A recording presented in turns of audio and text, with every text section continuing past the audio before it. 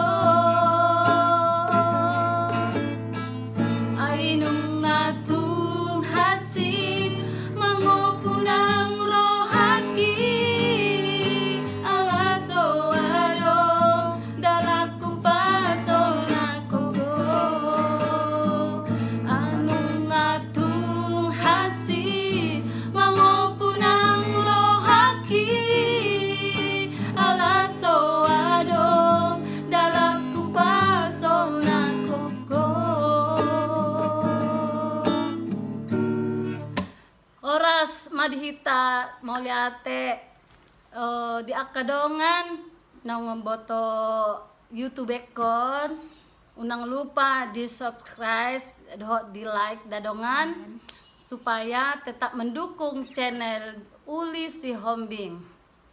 Hai, thank you.